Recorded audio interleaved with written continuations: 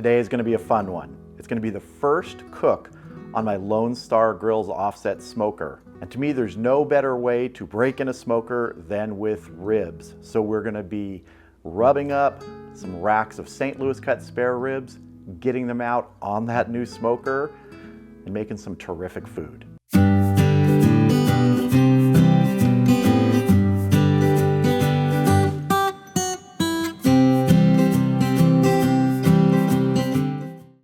So I'm going to be doing a total of 3 racks of St. Louis ribs today. I've got one of the racks here we're going to get rubbed up, and I'm going to be using Mississippi Grit from Swine Life Barbecue. It's a really good all-purpose rub, great flavor to it. So let's go ahead and get this rubbed up.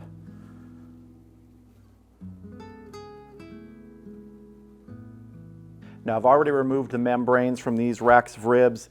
If you want to see how to do that, I'll put a link in the video description to a video I did on removing the membrane, and I'll put a link up here. Just want to remind you that when you see a membrane removed, sometimes it goes perfectly.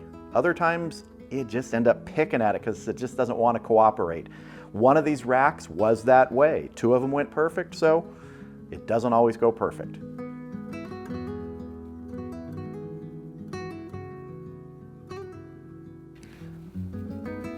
You get the edges here.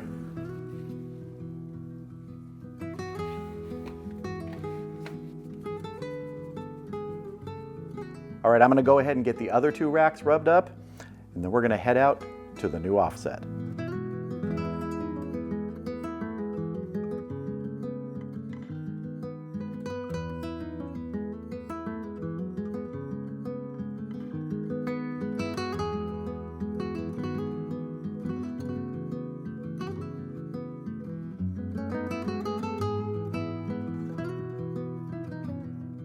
All right, the Lone Star Grillz is fired up with hickory, and we're going to go ahead and get our ribs on.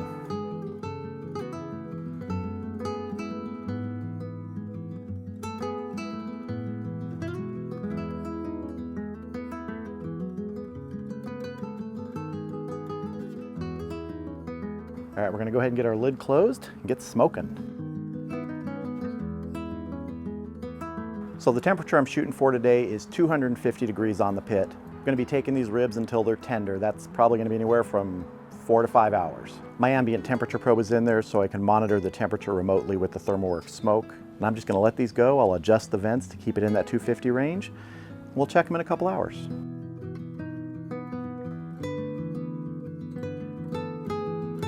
All right, we are 2 hours into this cook. We're holding right around 250-ish in the pit. Let's take a look at these ribs.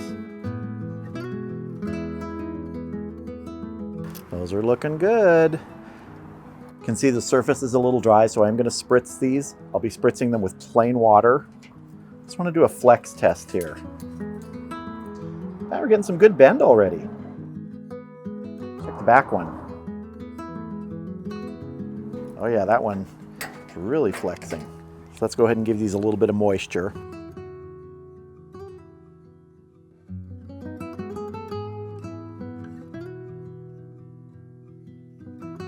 All right, let's close this up and check our fire.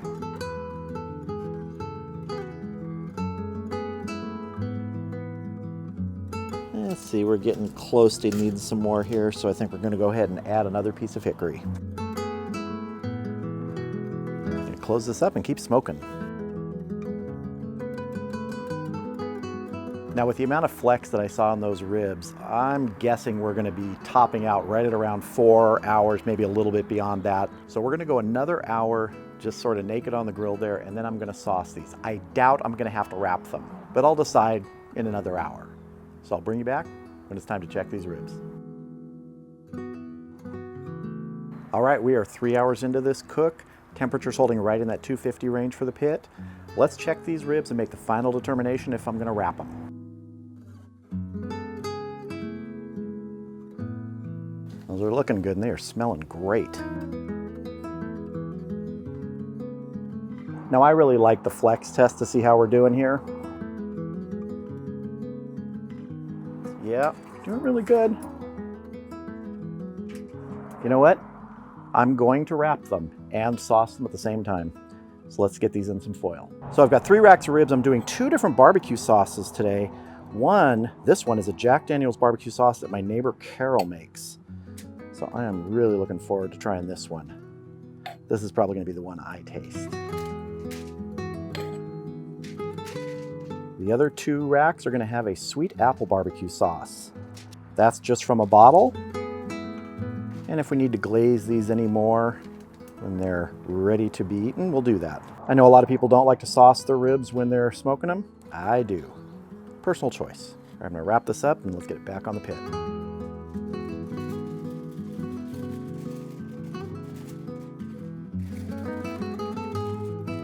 going to get the others wrapped up and we'll get those back on the pit too. All right, I'm going to let these go for about 45 minutes. We'll check them, and if they need to go back on unwrapped for a few minutes to tighten up, we'll do that. So I'll see you back here in 45 minutes. So my timing was slightly off. We are just a little over 4 hours now, so about 1 hour and 10 minutes in the wrap. Let's go ahead and see how we're doing. So what I want to do is open up one of these and just check. Oh man, look at that. I'm going to do a probe test now. They're feeling pretty tender, but you know what? I'm going to move them back on the grill to let them tighten up for probably another 20 minutes or so. Carefully lift these and put them back on the grill.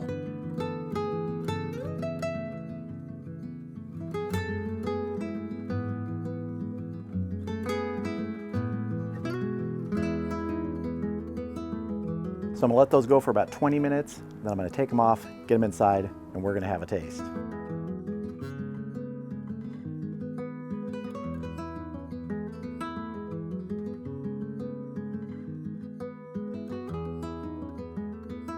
All right, here is one of our racks of ribs. This is that one that has the Jack Daniel's barbecue sauce on it.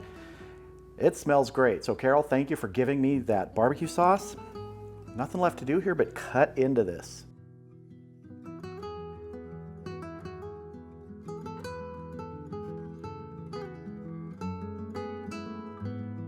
Looking beautiful, nice and juicy. Nothing left to do here. Let's dive in. It's time to taste. So I'm just going straight in here.